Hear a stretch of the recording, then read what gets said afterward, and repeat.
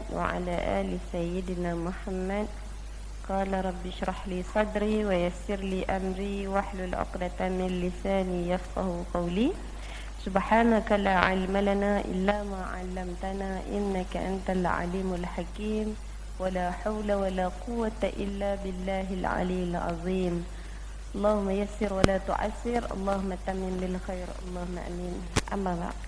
Assalamualaikum warahmatullahi wabarakatuh. Khabar semua? Alhamdulillah. Dengar suara ceria-ceria belaka ni. Ada nak pergi kenduri ke lepas ni? Tak ada. Habis dah kenduri. Okey, baik. Alhamdulillah, pertamanya syukur banyak-banyak pada Allah. Allah rezekikan kita untuk bertemu dalam majlis ilmu. Mudah-mudahan pertemuan kita ini adalah pertemuan yang diberkati oleh Allah Subhanahu wa taala, dan paling kita nakkan mudah-mudahan ya majlis ilmu yang kita hadiri pada hari ini memberikan kepada kita satu peluang untuk kita memperbaiki ibadah sehari-hari kita, insya-Allah. Mudah-mudahan kalaulah majlis ilmu ini adalah majlis ilmu terakhir untuk kita, mudah-mudahan Allah Ta'ala jadikan ia dinilai sebagai ibadah yang akan mempertemukan kita dengan Allah Subhanahu Wa Ta'ala. Allahumma amin, insyaAllah. Baik, kita akan sambung hari ini. Hari itu pertemuan terakhir kita bincang tentang bagaimana cara nak mendapatkan khusyuk. Apa perkara-perkara yang menghalang kita daripada khusyuk. Seminggu ni kita akan sambung insyaAllah dengan tajuk cara sujud Nabi SAW. Selama ni kita duduk semayang, ada orang tanya, bila kita sujud tu tangan turun dulu ke lutut turun dulu? Puan-puan mana dulu? Lutut. Siapa tangan turun dulu? Kalau tak larat sangat, tangan turun dulu apa kata. Orang yang badan, minta maaf saya sebut, besar sikit, kadang-kadang bila turun dia nak tahan badan dia, jadi tangan turun dulu. Boleh tak turun dulu tangan? Boleh. Boleh tak lutut turun dulu? Boleh. Okey, kalau boleh kita boleh berhenti dah lah kuliah kita, dah ada jawapan dah. Okey, kita tengok sikit bagaimana disebutkan dalam kitab fiqh cara Nabi SAW bersujud. Kadang-kadang orang banyak tanya, mana satu dulu, tangan ke lutut? Kalau tangan, kenapa kita boleh turun tangan dulu? Kalau lutut, kenapa boleh turun lutut dulu? Mesti ada dalil, mesti ada hujah kenapa kita buat macam tu. Maka disebutkan, siapa yang ada buku tengok muka surat 82. Yang pertama, nak turunlah lutut dulu ke tangan dulu ke, kita kena faham asas dalam semayang, asas dalam fiqh ni. Yang pertama, sujud adalah salah satu rukun dalam semayang. Turunlah macam mana pun, kalau tak ada sujud maka tak sah semayang. Begitu juga jika tidak dipenuhi syarat-syarat sujud, maka ianya tidak dinamakan sebagai sujud. Apa syarat sujud? Apa syarat sujud? Ingat lagi tak? Ni lama dah kita belajar ni. Syarat sujud apa dia? Antaranya yang pertama, 7 anggota mesti apa? Rapat ke lantai. Apa 7 tu? Dahi, 2 tapak tangan, 2 lutut, hidung, 2 kaki 7. Hidung kena tak? Kalau macam saya yang hidung penyek ni, habislah tak sampai ke lantai, tak sahlah semayang saya. Yang hidung tinggi mancung ni tak apalah. Okey, jadi 7 tu yang tu je. Hidung ni tak termasuk. Dahi, 2 tangan, 2 lutut, 2 kaki. Maknanya apa? Hak 7 ni mesti rapat ke lantai. Sebab tu ada orang yang tanya saya, kalau dia semayang atas kerusi, kita ni kadang-kadang semayang atas kerusi, boleh tak semayang duduk atas kerusi? Boleh. Cuma ada banyaklah khilaf. Ada ustaz yang kata bila duduk atas kerusi ni hanya untuk duduk di antara 2 sujud. Pernah dengar tak? Ada ustaz yang kata kalau sujud mesti sujud dalam keadaan berdiri. Pernah dengar tak? Maknanya dia sujud tu lebih lagi daripada rukuk. Ada ustaz yang kata begitu. Ada ustaz yang kata duduk di atas kerusi untuk sujud pun boleh. Pernah dengar tak?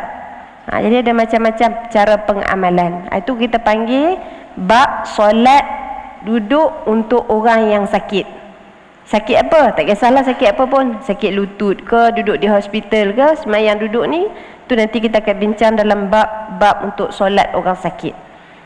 Sebab hari ni kadang-kadang bila orang duk sebut, oh duduk atas kerusi macam tu, macam ni, macam tu, macam ni. Semayang ni sebenarnya asas dia bukan duduk atas kerusi. Kerusi ni inovasi. Semayang dalam fiqh yang asalnya duduk di mana? Duduk di bawah, di lantai.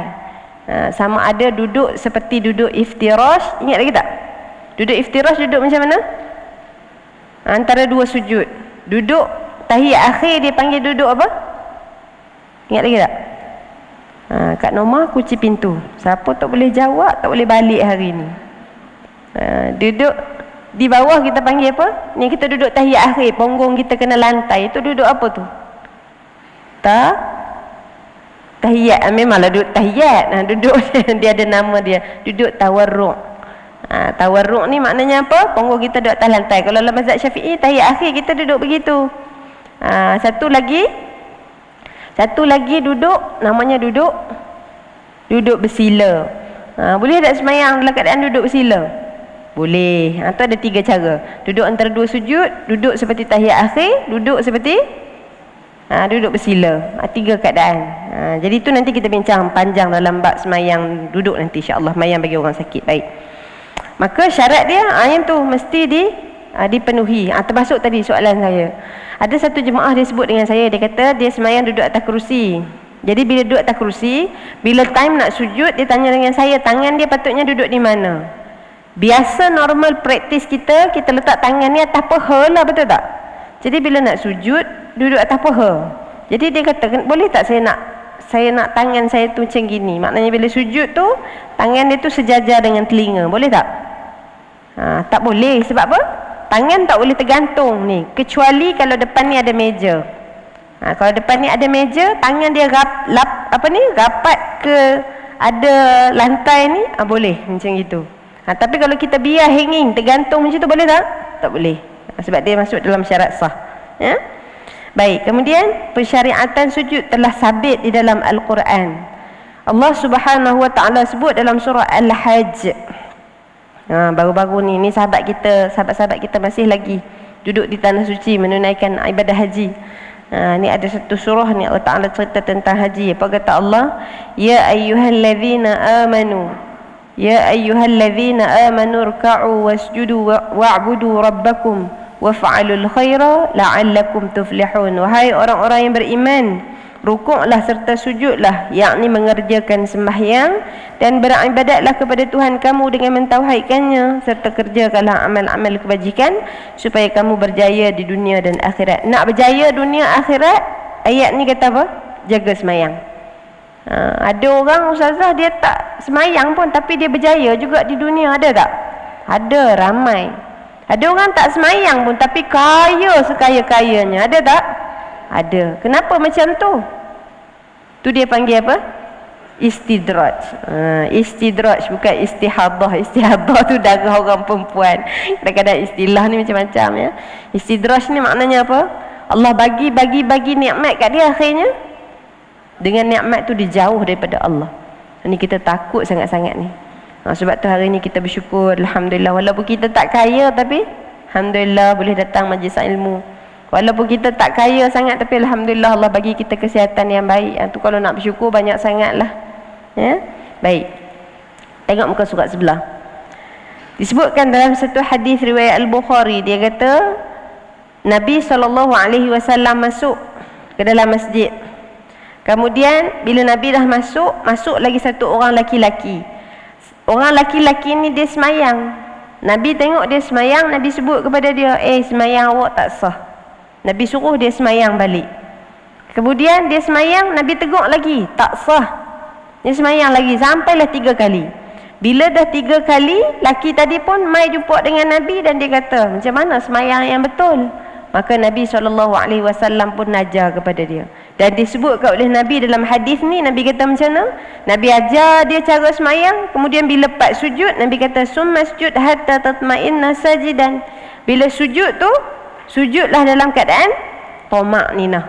Tomak ninah ni apa? Bertenang seketika. Tomak ninah ni ala qadri, kadarnya apa? subhanallah. Lajulah macam mana senak perut sangat, nak terberak dah ni. Kadar kelajuan yang boleh kita buat berapa? Mesti dengan kadar subhanallah. Sujud subhanallah, dia tak boleh terus, tak boleh. Maknanya tak ada tamakninah. Mesti sujud subhanallah, kemudian baru kita angkat kepala, kemudian habislah sembahyang kita untuk kita nak pergi bilik air dan sebagainya. Ya, baik. Kemudian tengok kaifiat sujud, cara sujud yang bagaimana. Ulama kata ada khilaf pandangan. Tengok muka surat sebelah. Apa khilaf pandangannya? Dalam ni ulama kata ada dua pandangan. Terdapat dua pendapat yang masyhur. Tengok yang bold sikit tu, warna pink ke warna purple tu di tengah. Yang pertama, ulama khilaf turun lutut dulu baru tangan. Ini yang dibuat oleh mazhab Hanafi, mazhab Syafi'i, mazhab Hanbali. Mazhab Syafi'i kita ni, kita turun lutut dulu kalau berkemampuan. Tu kata ikat dia. Ingat, jangan duk ingat saya mazhab Syafi'i saya tak boleh buat yang lain. Tak. Ada setengah keadaan kadang-kadang kita kita taklid, kita ikut mazhab lain. Contohnya macam kalau kita pergi Mekah, ramai-ramai kita tengok kan sahabat-sahabat kita duk tawaf, kalau bersentuh tangan lelaki-lelaki perempuan batal tak? Batal tak? Di tanah suci sahaja tak batal. Kalau di tanah air batal. Sebab apa? Mazhab Syafi'i kata bersentuhan tangan kulit ke kulit antara lelaki-lelaki dan perempuan maka batal. Termasuklah suami kita. Tapi suami saya tu mahram saya, ustazah. Kadang-kadang orang confuse.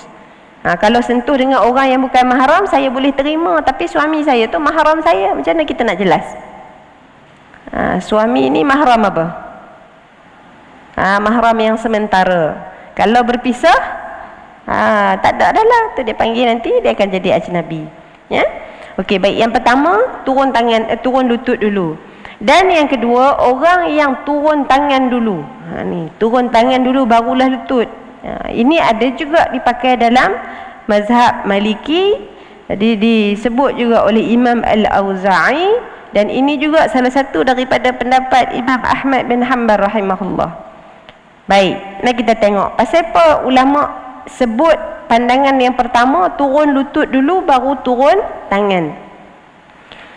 Dia kata, yang ni tengok. Satu hadis daripada Wa'il. Wa'il kata ra'aitu Nabi sallallahu alaihi wasallam ila sajada idza sajada wada'a rukbatayhi qabla yadayhi wa idza nahada rafa'a yadayhi qabla rukbatayhi. Wa'il kata dia pernah tengok Nabi sallallahu alaihi wasallam bila Nabi nak sujud, Nabi letak lutut dulu baru tangan. Kemudian bila nak bangun daripada sujud, yang mana naik dulu? Tangan dulu. Tangan. Yang ni Wa'il kata dia pernah tengok, dan hadis ini adalah hadis sahih. Kemudian ada lagi satu hadis. Tengok hadis sebelah, muka surat sebelah. Abu Hurairah kata, dia kata anna Nabi sallallahu alaihi wasallam, Nabi ni bila idza sajada, bila dia nak sujud, bada'a bi rukbatayhi qabla yadayhi. Bila dia nak sujud, dia mula dengan lutut, kemudian barulah tangan. Ini dalil kedua mengatakan turun tangan dulu baru turun lutut dulu baru tangan. Kemudian disebutlah ada banyak lagi hak lain, tu semua dalil. Kalau tengok muka surat sebelah tu kan, muka surat yang sebelah tu disebut dalam hadis Sahih Ibnu Khuzaimah. Dia kata lutut dulu sebelum tangan. Kemudian asal perbuatan daripada Umar pun disebut. Saidina Umar sembahyang dalam keadaan begitu, diturunkan lutut dulu baru tangan. Okey, tengok muka surat yang sebelah. Hak ni dia sebut pandangan-pandangan dalam mazhab Syafi'i. Kalau Imam Asy-Syafi'i dia sebut aku lebih suka, tengok dia tak guna perkataan wajib. Kalau dia guna perkataan wajib, maknanya kita kena turun lutut dululah.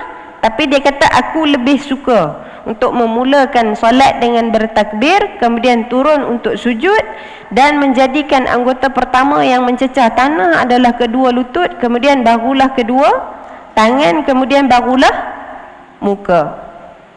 Tu Imam Asy-Syafi'i. Bawah tu disebut imam-imam dalam mazhab Syafi'i juga sebut begitu. Okey, selesai pandangan yang pertama.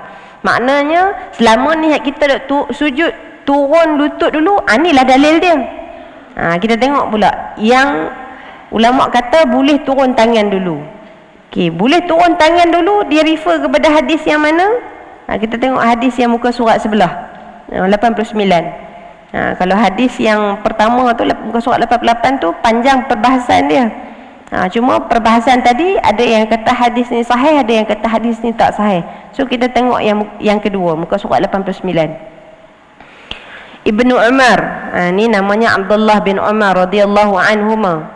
Dia kata beliau meletakkan kedua tangannya terlebih dahulu ketika sujud, dan dia katakan Rasulullah sallallahu alaihi wasallam yaf'alu dhalik.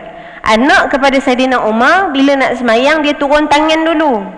Dan bila dia turun tangan dulu, orang tanya kepada dia, dia sebut apa? Dia tengok Nabi buat macam tu. Maka hadis ini adalah hadis sahih. Inilah dalil mengatakan kalau kita turun tangan dulu pun tak apa, kalau turun lutut dulu pun tak apa, dua-dua boleh. Jadi kita nak ambil yang mana? Maka bila nak ambil ni, yang pertama kita sebut tengok kepada kemampuan diri kita sendiri. Badan kita agak-agak mampu ke tidak nak tahan bila nak sujud. Ada orang kadang-kadang badan dia tak mampu tapi dia paksa juga. Semayang ni bukan paksa, semayang ni buat ikut kemampuan. Kalau kita dah sedar badan kita besar sikit contoh, bukan semua orang yang badan dia besar dia turun tangan dulu, tak, tapi kita sebut kalau jadi. Kalau badan kita besar, kita nak sujud, kita rasa tak mampu, maka kita tahan dengan tangan. Tapi kalau kita mampu, mazhab Syafi'i kata yang baiknya adalah turun lutut dulu. Tu kesimpulan dia. Maka daripada perbahasan yang panjang ni, kalau kita mampu, kita turun lutut dulu. Kalau tak mampu, gunalah tangan. Boleh, tak ada masalah. Yang tak bolehnya apa? Tak solat, Masya Allah. Yang tak bolehnya apa? Turun muka dulu. Boleh tak turun muka dulu? Tak boleh. Saya kan orang Kedah kata tertomoh, tersadung, tersungkur. Jadi kita tak turun muka dulu. Tangan, lutut dulu, tidak ada masalah. Yang penting sujud. Solat tu memang dia solat dah. Yang penting sujud. Sebab sujud tu yang rukun. Okey. Ada nak tanya? Tak ada tentang masalah sujud. Okey. Saya tambah sikit. Kadang ramai orang tanya, bila sujud ni ustazah, tangan kita buka ke tutup? Buka ke tutup? Tutup. Ke antara buka dan tutup? Dia jawapan selamat ni, antara buka dan tutup. Puan-puan bila sujud, tangan macam mana? Kembang. Renggang sikit. Dia tidaklah sampai macam gitu rapat buka lah sikit. Dia tidaklah sampai ni, ataupun tidak sampai kembang macam gitu. Tak, kita sederhana. Dekat mana kedudukan tangan kita ni? Bahu. Disebutlah hadis Nabi bila sujud sejajar dengan telinga dia. Maknanya angga-angga sajalah. Tak mesti letak pembaris. Ni lagi sujud kat telinga kat situ, tangan tak. Anggarannya sahaja. Maknanya bila sujud tu, tangan kita tu seakan-akan duduk sejajar dengan telinga kita. Cuma orang perempuan kena hati-hati. Sebab apa? Kita ni, siku kita ni kena nak kata kat perut yang tu, ada yang turun ke bawah pula, dekat apa kita panggil apa, tulang rusuk. Rapat, kita kepitkan. Orang perempuan, cara semayang dia membezakan solat kita dengan orang laki-laki ni ada beberapa perkara. Antaranya kita kepit. Apa lagi beza solat orang laki-laki dengan orang perempuan? Apa dia? Kaki. Waktu bila kaki rapat? Waktu sujud, waktu berdiri. Waktu berdiri tu kalau orang lelaki dia buka sikit kita. Tapi bukan rapat sampai berdiri pun. Ni nak terbalik pun tak dia rapat juga tak. Dia kita buka sikit, ada sedikit bukaan. Tidak terlalu rapat dan tidak terlalu besar. Ada juga jemaah yang buka kaki besar. Ni punya dia nak jaga sejadah dia, jangan orang lain pijak tak. Kita tak mau macam tu. Ya.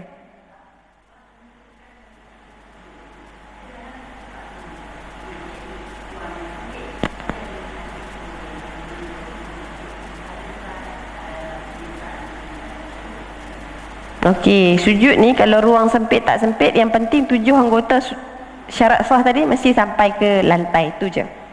Cuma kadang-kadang bila ramai macam sekarang kita dah dapatkan sos sempit sikit, maka bila sempit tu kita adjust lah, pandai-pandai buat adjust. Cuma yang penting kita sujud 7 anggota dan jangan sujud di atas telekung kita sendiri. Tu je. Cuma jemaah hari ni dia bijak sikit, dia tak sujud atas telekung dia, tengok kat bawah lantai kotor, macam mana dia nak buat? Dia tarik telekung orang depan tu, dia sujud atas telekung orang depan. Dia bijak juga jemaah ni pun. Ustazah, tak batalkan solat saya? Batal tak? Tak batal, sebab bukan kain dia. Tapi buat pula orang tu tak pakai kain dalam, pakai apa, kain telekung tu saja, telondeh, jenuh kawan tu lagi. Jadi tu sempit ke luas ke, yang penting syarat sah sujud tu kita jaga. Bagus soalan ni. Kalau kita semayang, kalau pakai telekung tu dia rapat, tudung kita tu rapat ke muka. Tapi kalau kita pakai tudung macam ni kadang-kadang, ni tudung macam kita ni kan, dia mudah terkelepet. Bila sujud ni kalau tak cukup, lebih kurang dalam anggaran 3 jari ni tak sah ni. Ni mesti kena luas. Tapi kalau orang yang dahi dia sempit, tak maksud sebut, ada orang dahi dia sempit, kan tak perlu nak cukur rambut kat sini bagi dahi luas, tak payah. Cuma bila nak sujud tu, kalau boleh pastikan telekung kita ni tak terkelepet kita sujud, sebab sekejap lagi dia akan jadi sujud di atas telekung kita sendiri, tudung kita sendiri. Sujud di atas pakaian sendiri, apa hukum dia? Tak sah semayang. So kita elak. Kalau kotor kat depan saya ni, kotor Ustazah, macam mana saya nak sujud ni? Macam mana nak buat? Macam mana nak buat kalau depan tempat sujud kita kotor? Alas dengan apa? Ni tengah duduk semayang ni, tiba-tiba ada kucing main berak pula dah atas kain sejadah. Beranjak. Boleh beranjak. Tu fiqh hajar kita, sebab tu penting ngaji. Ustazah, saya beranjak satu lagi, dia kencing pula sekali lagi depan ni. Kucing ni memang lepas habis semayang sekali boleh menyakit. Dia kencing depan kita lagi, apa nak buat? Langkah lagi. Tu fiqh hajar kita. Maknanya macam mana nak buat ni? Berhenti semayang lah, pergi kurung kucing tu dulu. Tak, fiqh hajar kita boleh bergerak sampai jangan lebih 3 kali dalam satu pergerakan. Tak ada masalah. Tu kan cara fiqh hajar kita. Baik. Tu kita sebut tentang masalah sujud. Termasuk juga ada ramai orang tanya, bila sujud ni Ustazah, jari kaki kami tu perlu ditekan tak? Perlu ditekan tak? Kalau berkemampuan tekan. Sebab yang baiknya bila sujud ni dia panggil labu perut. Labu jari-jari kita tu eloknya ditekan. Tapi kalau tak mampu, buat sekadar kemampuan. Yang tak boleh, jangan angkat kaki. Dia semayang kaki dia angkat gitu, tak boleh. Biar tergantung, tak boleh. Ya? Alright. Tu kita sebut tentang masalah sujud. Kita tengok pula, kita ambil satu lagi tentang masalah darah binatang terkena telekung semayang. Duk semayang, tiba-tiba nyamuk datang, gatal sangat, kita pun pukul, tengok ada darah. Perlu tak kita berhenti sembahyang? Kalau sikit dimaafkan, kalau banyak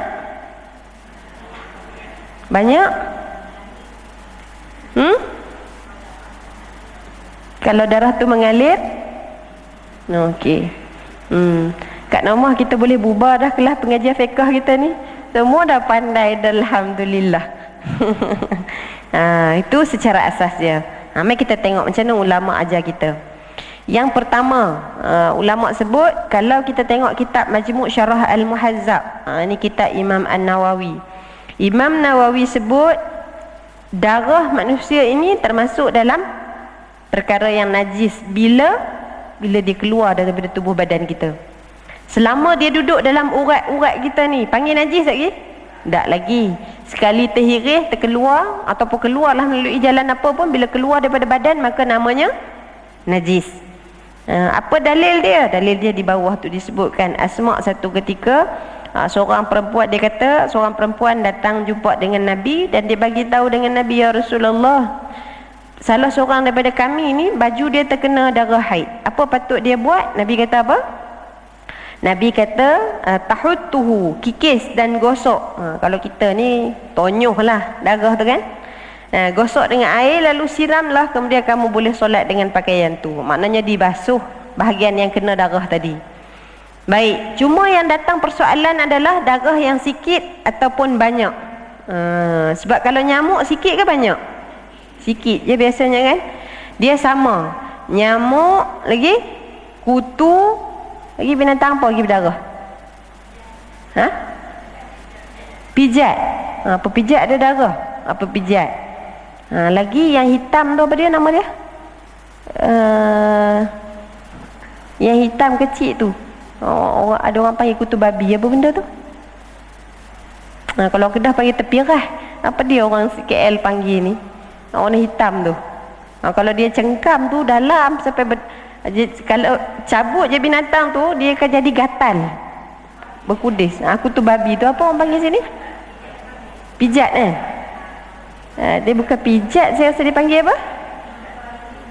Kutu babi. Kutu babi. Okey, bahasa KL kutu babi, orang Kedah panggil tepirah. Kutu babi tu.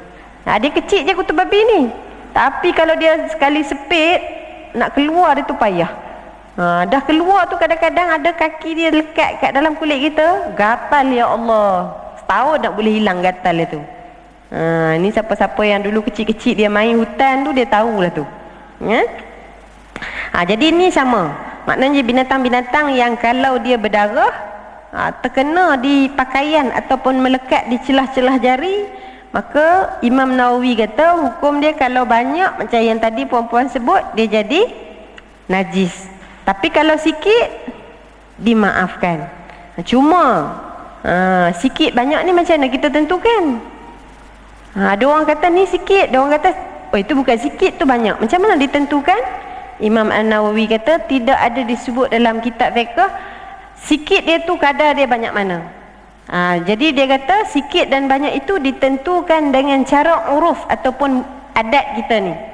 Orang tengok tu orang kata sikit ke banyak? Orang ramai kata sikit, maka sikit. Tapi kalau orang tengok tu banyak, maka dia jadi banyak. Cuma kita ambil pandangan, mengatakan kalau yang banyak ni sifat dia macam kakak kita sebut tadi, mengalir. Mengalir saja dia akan jadi banyak. Kita tengah duduk semayang, garu-garu betih, tiba-tiba berasa macam ada benda. Rupa-rupanya pacat. Pacat tengok dah banyak pula dah darah. Apa patut kita buat? Berhenti tak semayang? Berhenti tak? Berhenti. Sebab apa berhenti?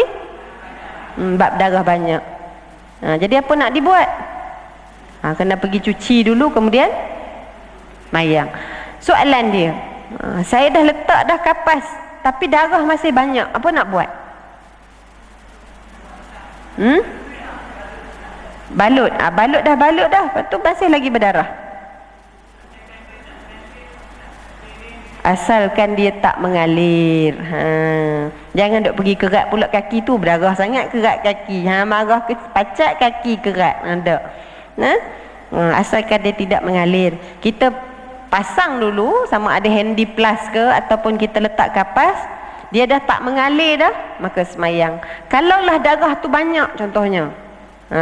Kalau darah kita kata kalau yang pacat tadi insya-Allah lah taklah banyak sampai meleleh-leleh. Kan? Cuma kalau contoh macam aksiden, luka yang lukanya besar, dah balut pun masih lagi dia ada kesan darah yang basah pada kapas tadi. Macam mana nak buat? Maka ni penting kita berkaji fiqh. Kita buat apa? Kita selesaikan yang rukun dulu. Semayang tu semayang cepat-cepat supaya apa? Darah tadi dia tak mengalir banyak. Tu kaedah dia. Okey, baik. Ni tengok macam mana mufti sebut di bawah tu, muka surat 95. Imam Khatib Syarbini dia sebut antara contoh darah yang dimaafkan dan termasuk di bawah kategori umumul balwa yang sukar disucikan ialah seperti darah nyamuk, lalat, kutu dan lain-lain darah yang tak mampu dilihat oleh mata. Ini juga dinyatakan dalam kitab Al-Iqna' fi Halil Al-Alfaz Abi Syuja'. Kayu ukur dia apa dia? Mengikut uruf ataupun adat dan kebiasaan. Ini selari dengan kaedah Islam. Allah Ta'ala sebut yuridullahu bikumul yusra wala yuridu bikumul usra. Allah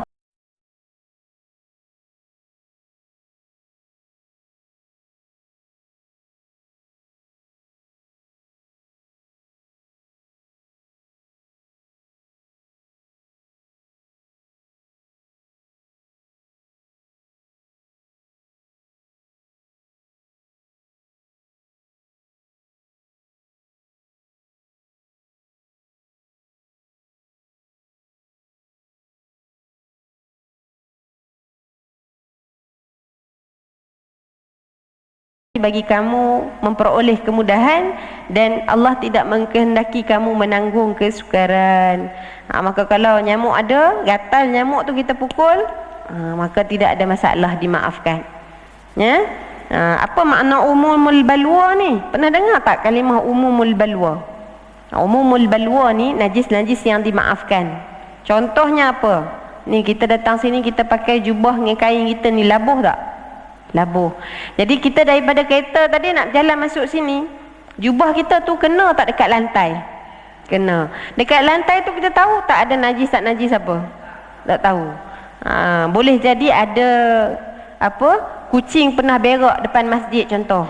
Lama-lama dia punya najis kucing tu jadi kering. Bila dah kering dia tukar jadi debu. Jadi dia najis tak? Najis, tetapi najis yang dimaafkan. Sebab apa? Sebab kita dah tak boleh nak beza dah ni tanah ke debu. Tapi kalau najis kucing tu membukit, kita lalu kena dekat pakaian kita, boleh tak? Tak boleh. Sebab apa? Nampak fizikal dia. Tu cara fiqh ajar kita. Sebab tu kalau kita pergi berjalan, jangan marah, ada yang nak marah ke? Sebab tu kalau kita pergi berjalan, kita pergi travel ke musafir ke, ada orang dia tak mau semayang sebab apa? Kain dia kena najis, dia kata. Sebab tu kita kena faham istilah najis ni apa. Boleh tak kita nak terus semayang je dengan pakaian kita ni? Boleh tak? Boleh. Sebab apa? Kita tak nampak najis tu, maka dia dimaafkan. Itu umumul balwa. Ataupun kita pergi ke pasar, pasar dengan syarat pasar kering. Kalau pasar basah tak boleh. Kalau pasar kering ni kita tak tahu apa najis-najis ada kat situ, tapi kerana dia sudah menjadi debu, maka dikira najis tak? Tak najis. Tu kaedah dia. Ya? Tu istilah umumul balwa yang disebut oleh Imam Khatib Asy-Syarbini. Dia nak tanya tentang masalah darah terkena pakaian semayang. Ya.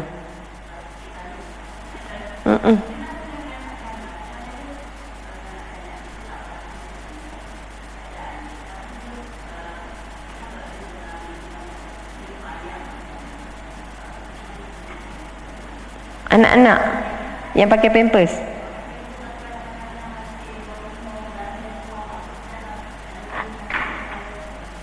Dia tu, body dia tu. Okey. Kalau anak-anak kita ni yang itulah kadang-kadang kencing dia pun kita tak tahu bersih tak bersih. Kita duduk semayang, dia datang dekat kita, macam mana? Kena tengok anak tu tadi. Yang pertama, kalau dia pakai pampers dan pampers dia tu memang berisi air kencing, maka tu dia panggil menanggung najis. Jangan duk kita pergi dukung pula anak yang macam tu. Tetapi kalaulah anak kita ni memang nangis tak berhenti, kena dukung. Cucu kita jaga, kena dukung. Maka apa patut kita buat? Cuci dulu najis dia, pakaikan pampers yang baru, dukunglah semayang, tak ada masalah. Kalau kita tengah duk dukung, dia kencing, itu maafkan. Sebab apa? Itu tak boleh kontrol. Boleh tak kita ambil selotip dulu dia punya kemaluan, lepas tu baru pakai pampers? Tak boleh. Tak kencing ni tak boleh dikawal. Maka tu dimaafkan dengan syarat kita dah basuh bersih dulu.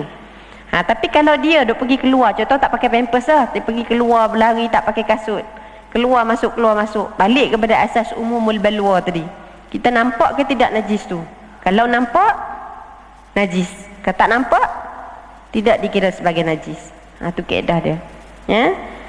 Termasuklah juga macam kalau kita ada kudis. Kadang-kadang garu kan, kudis, jerawat, apa lagi?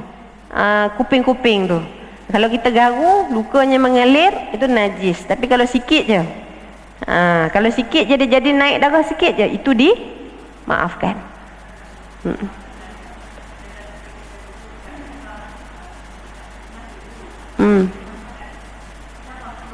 Darah keluar ke hidung. Okey, bagus soalan ni. Sekarang ni di Saudi sangat panas. Suhu yang paling rendah sahabat saya bagi tahu 50 darjah Celsius. Kita kat sini berapa ni? 20 lebih. Paling tinggi 30 kita kan. Ni duduk dalam aircon ni berapa suhu ni? 16. Sahabat-sahabat kita di Mekah sekarang panas. Dia memang nak menuju ke musim haji memang akan panas. Sebab tu ujian musim haji ni subhanallah, Dia tak sama macam waktu umrah. Dia tak sama kita pergi haji, apa ni kita sebut pergi umrah waktu biasa-biasa, takkan sama. Sebab tu haji ni falsafah dia kusud dan masai. Bukan senang. Siapa yang pergi haji, bila kita berwukuf di Arafah, siapa yang dah pernah pergi haji dah? Alhamdulillah. Ingat lagi tak waktu kita wukuf di Arafah tu, besar mana je tempat tidur kita?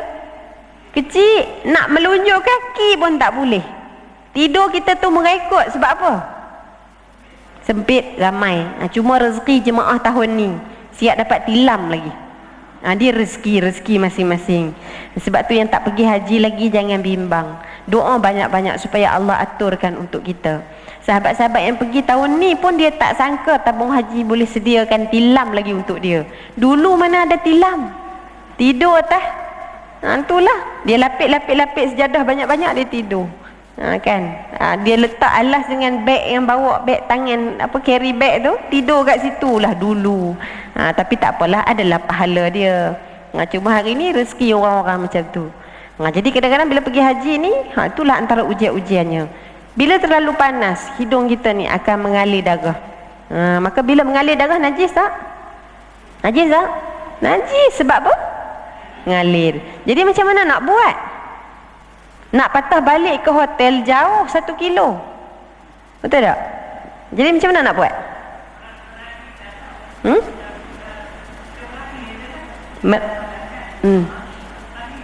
Ra'i kan? Okey. Sebab tu tabung haji biasa besar pula dah. Bekalkan kita dengan spray air. Biasa kita bawa air mineral, betul tak? Bawa air mineral, basuh tempat yang kena darah tu dengan air. Cukup. Dia tidak mesti sabun. Kalau ada sabun itu lebih baik. Kita basuh, agak-agak hilang darah. Tak hilang kerana kita pakai telekong kita kain cotton. Itu jadi apa? Dimaafkan. Itu based on hadis yang Asma' sebut tadi tu. Kita dah tonyoh dah, kemudian tak hilang. Kita dah basuh dah, kalau tak hilang juga, itu dimaafkan kata ulama. Sebab tu walaupun kita duduk ramai-ramai, sebab di Mekah ni kalau kita keluar daripada saf tu, tak boleh masuk dah. Kita keluar nak pergi toilet sekejap je, boleh jadi kita kena semayang dekat atas jalan par kat luar. Sebab apa? Masjidil Haram dah penuh. Tu kaedah dia. Jadi kita duduk je kat situ, kita basuh je dengan air mineral kita ni. Basuh, kemudian agak-agak dah hilang, teruskan semayang, tidak ada masalah. Tu kaedah dia. Cuma hidung ni masih lagi duk meleleh. Macam mana nak buat? Sumbat. Ambil lah tisu ni sehelai. Letaklah sumbat lah dalam hidung, tak ada masalah. Cuma janganlah pula kita kata boleh sumbat, dia pun sumbat sepanjang dok tawaf pun sumbat, nampak ada kat sini. Pandai-pandailah handle. Cuma saya pernah dengar ada satu ustaz perubatan Islam, dia sebut, dia kata kalau luka-luka yang mengalir ni, dia kata baca surah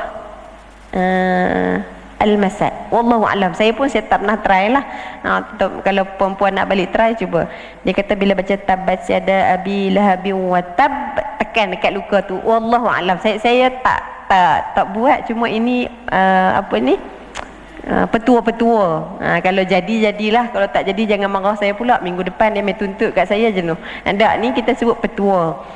Cubalah kalau kata luka tu, cuba buat macam gitu. Tu kaedah dia. Alright. Kemudian yang ni kita sebut tadi tentang tentang darah-darah yang jadi. Termasuklah hari ni ni darah lembu korban. Ni kita baru habis korban. Perasan tak? Kita hari ni berapa Zulhijjah? 18. Tahu kat mana 18? Tu tengok sebab hafal. Okey. Aku ada kat situ kan. Lega, kita skrin kita ada berapa.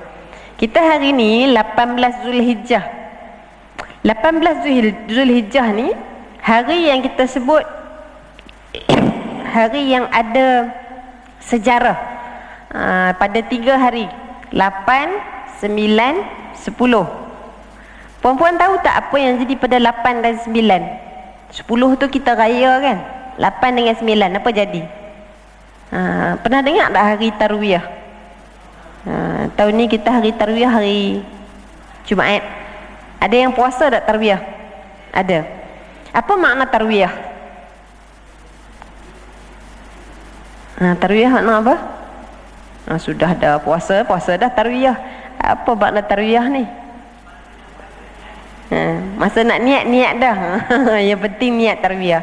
Baik, tarwiyah ni makna dia merenung dan memikirkan. Tahu tak sejarah tarwiyah? Mari kita cerita hari ni. Sebab tu ada benda-benda yang kita tak tahu, bila kita datang majlis ilmu kita tahu.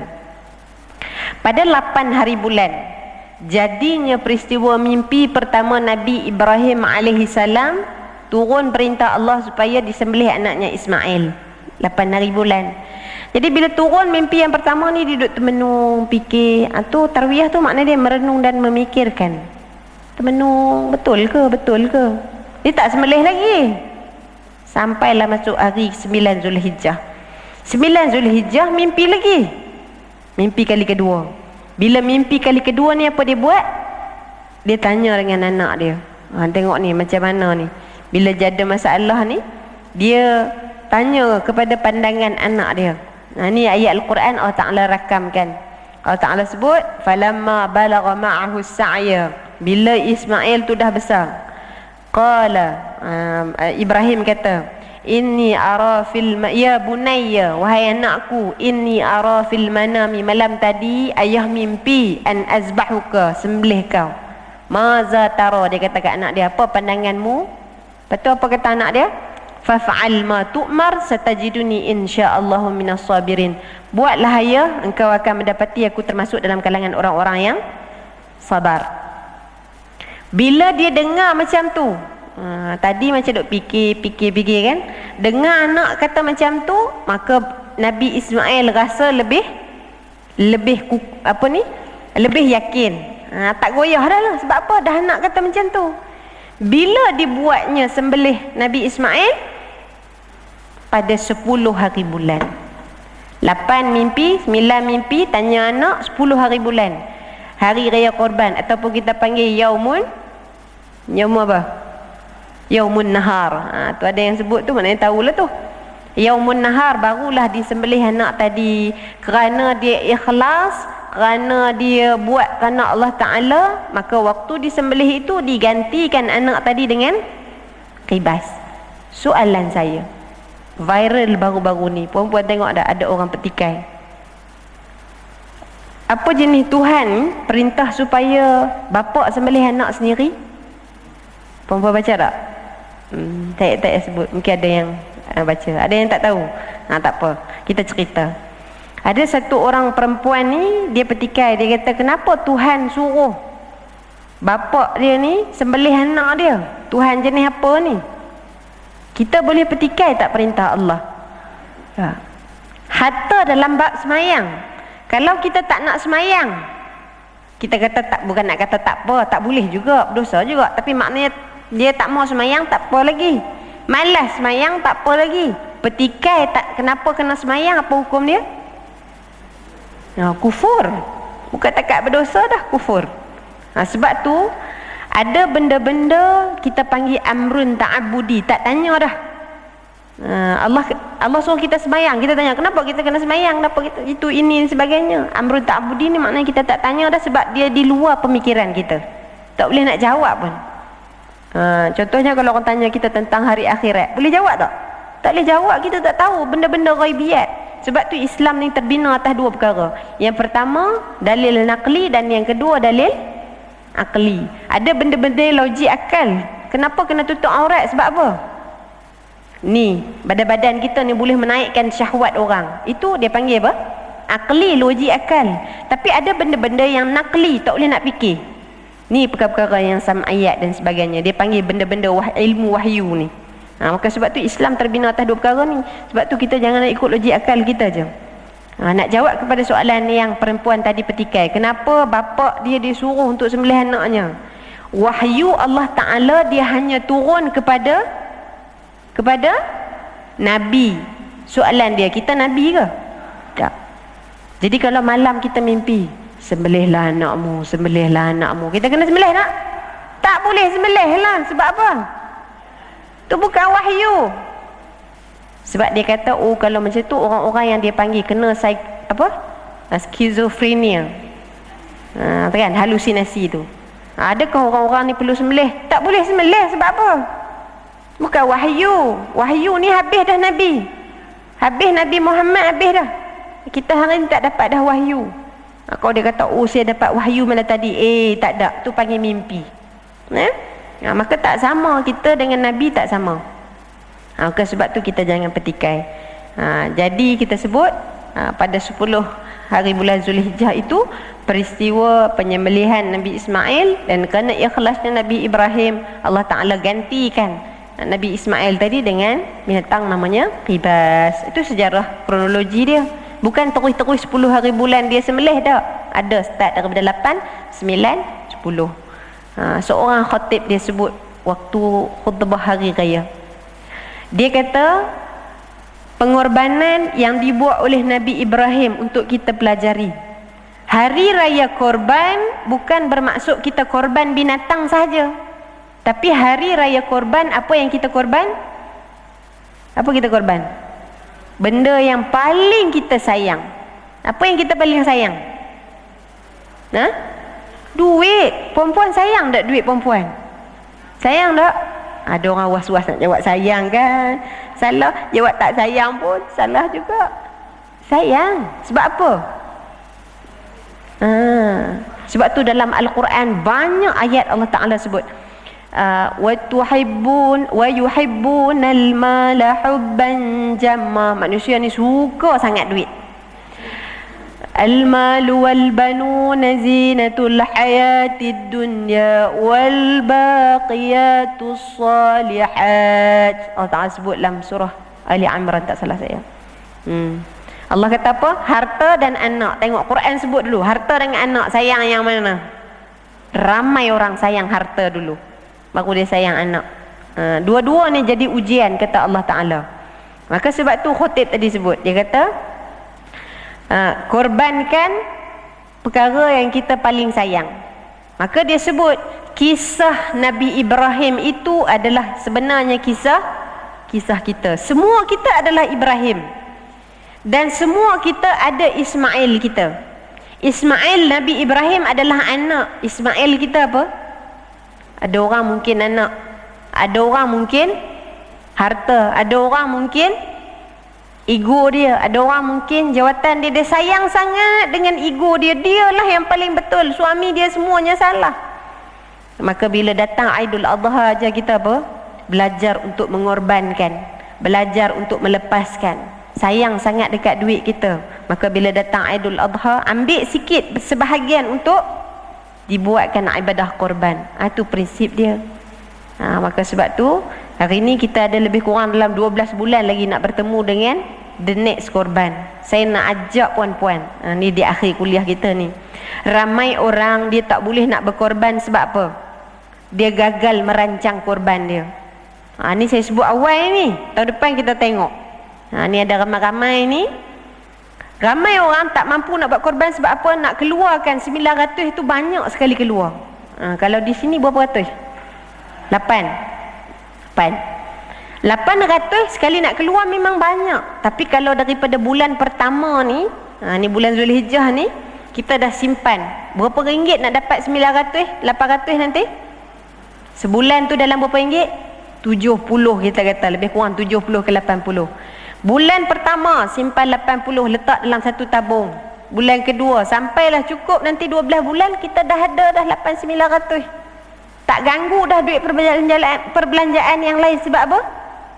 Sebab kita dah allocate dah. Itu cara kita atur ibadah kita. Sebab Nabi SAW tak pernah tinggal ibadah korban. Nabi tak pernah tinggal. Saya nak buat juga ustazah, tapi duit saya tak banyak. Macam mana nak buat? Korban luar negara. Hari ni korban luar negara berapa? 300 dah boleh dapat. Sahabat saya buat di Uganda, 305 ringgit. Seorang sahabat saya buat di Kemboja, 290 ringgit dah boleh dapat korban. Separuh. Jadi kalau 800 banyak, 80 banyak, 40 ringgit sebulan. Cukup 12 bulan, cari ejen-ejen yang kita yakin, buat korban satu bahagian. Nabi SAW puan-puan, di akhir usia dia, dia sembelih 63 ekor unta untuk dikorbankan. Kita ni bukan seekor lembu, satu bahagian je. Tu pun berkira-kira. Jadi rancang untuk Ramadan pula, korban tahun depan. Nah, kalau sebelum ni, kalau kita kata contohlah yang kat sini ada berapa orang ni? 1000 insya-Allah. Kita ada lebih kurang 40-50 orang lah kata. 50 orang, kalaulah kita share seekor lembu 7 bahagian. Ni dapat berapa ekor lembu ni? Banyak. Banyak. Ni kalau saya ingat boleh dapat berapa ekor? 6-7 ekor boleh dapat lembu ni. Tahun ni masjid berapa ekor? 12. Tahun depan jadi 20 ekor. Kita cubalah. InsyaAllah kita doa. Niat ni kalau dah ada niat, pahala dah dapat dah. Ada kemampuan nanti kita tunaikan. Siapa tahu tahun depan hak kita rancang tu adalah tahun terakhir kematian kita. Kita mati dulu sebelum sempat berkorban, pahala dah sampai dah. Tu seronoknya Islam ni, ya. Jadi tu sikit sebanyak yang kita nak kongsikan, insya-Allah. Mudah-mudahan daripada Aidil Adha yang baru sahaja berlalu, ada sesuatu yang boleh kita ambil sebagai pengajaran untuk kita bawa dalam kehidupan kita biiznillah, insya-Allah. Okey, untuk kali terakhir ada lagi soalan nak tanya?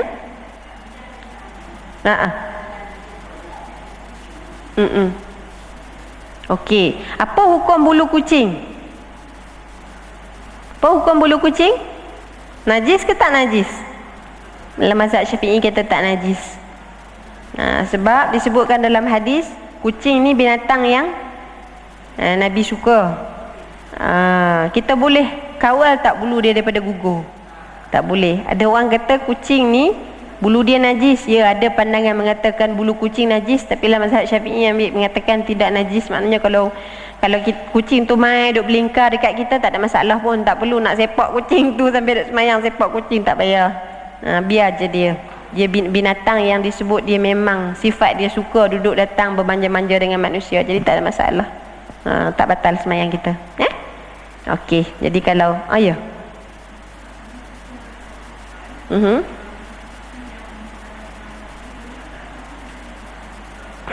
Kalau buat korban untuk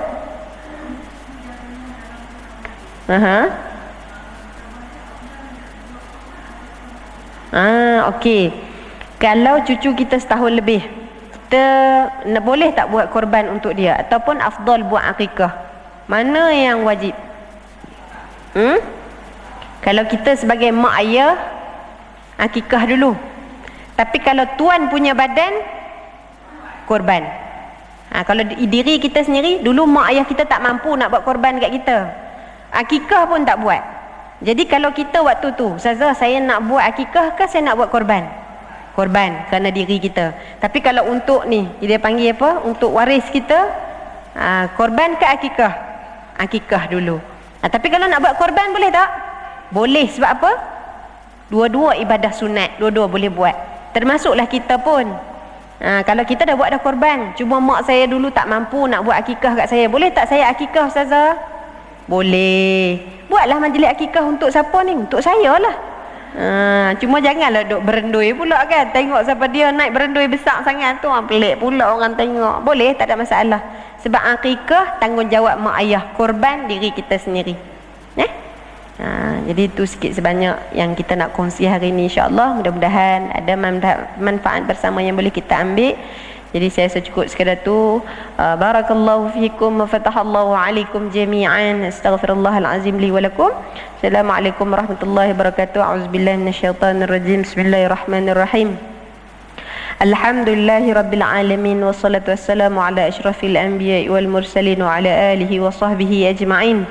Allahumma ighfir lana dhunubana wa liwalidina warhamhum kama rabbawna shighara wal jami'al muslimina wal muslimat wal mu'minina wal mu'minat al ahya'i minhumul amwat.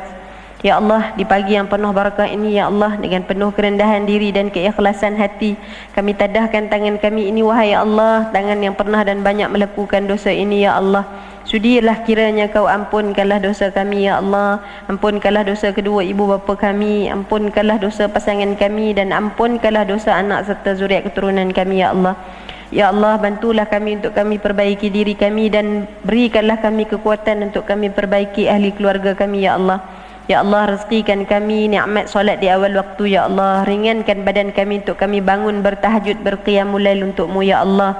Ringankanlah badan kami untuk kami hadir ke majlis-majlis ilmu ya Allah. Ringankanlah lidah kami untuk kami membaca Al-Quran setiap hari dalam kehidupan kami ya Allah.